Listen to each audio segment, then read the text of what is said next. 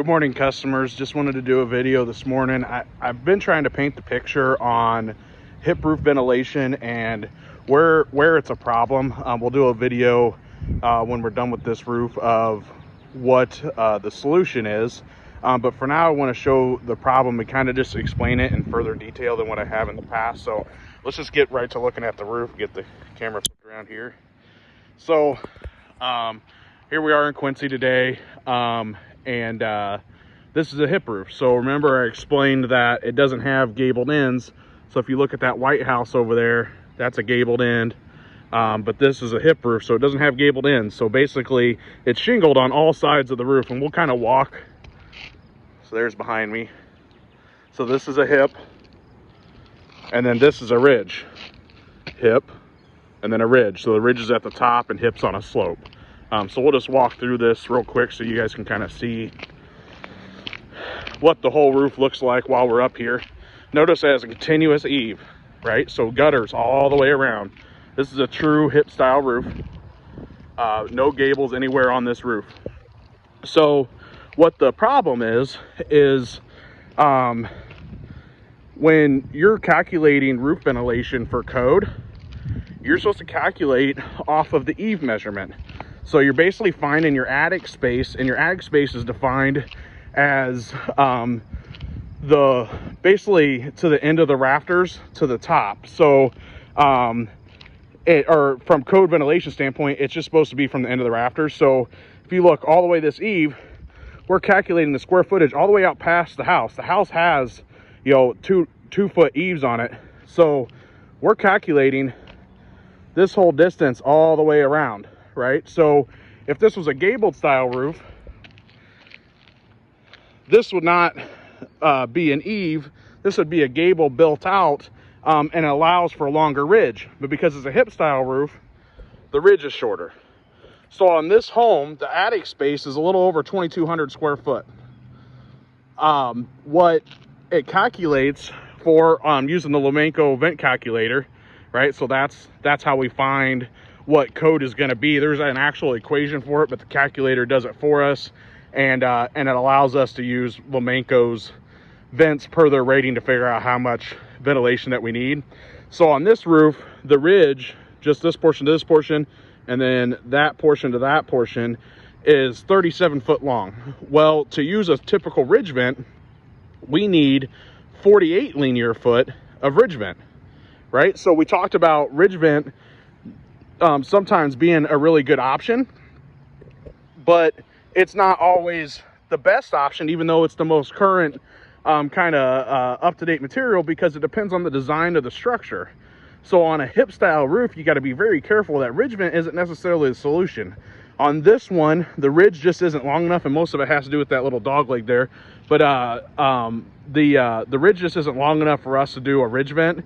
So now we're left with penetration type ventilation, and there's a few different options. One is the whirlybird option. I don't mind those, but sometimes aesthetically those aren't the right thing for in-town residential setting. Then there's a power turbine, so it can be either hardwired or solar powered. In those situations, you're relying on a mechanical device not to fail, right? So if it fails over a long time, you have a lack of ventilation. And not to say Lomenko is a brand that would fail, just that anytime mechanics are involved, there's a potential for that. So depending on the customer's budget as well, because then you're talking about getting an electrician hired and wiring those vents in. So there's not only the cost factor, because the vents themselves are more expensive, but then you also have the factor of additional labor for an additional tradesman to come wired in. So on this particular house, we're going to do more of these. So these are called a static vent or a box vent. And on this one, if you look, they got 4 currently, 2 bigger ones over there. The code for this house requires 12, and we have 4.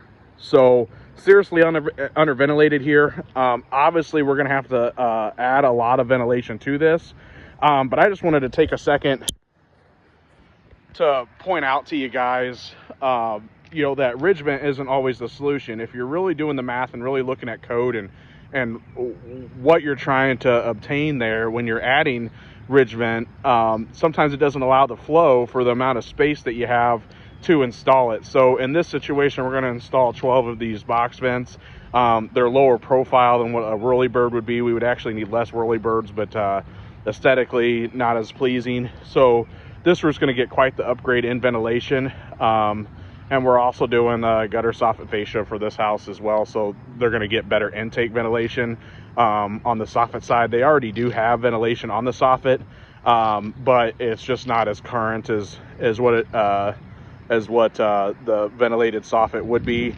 And this homeowner just wanted a maintenance-free solution, so right now they have a wood soffit, and we're going to install a aluminum soffit. So that's a little bit on that video. When we get done with this roof, I'll give you guys another video showing the solution to the hip roof ventilation, and just go from there. So if you have any questions about ventilation, or if you would like us to estimate your house and let you know what it would take to get it up to code, hi Carol.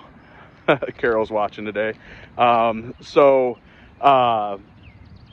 If you'd like us to estimate your roof and show you guys how it pertains to your roof and code ventilation, you can go to our website and just type in rightrateroofing.com and then select free quote and fill out all the information on there. I have a link in this video that you can click on that as well to make it a little easier for you to follow. So hopefully talk to you a little bit later today or tomorrow. Have a good day.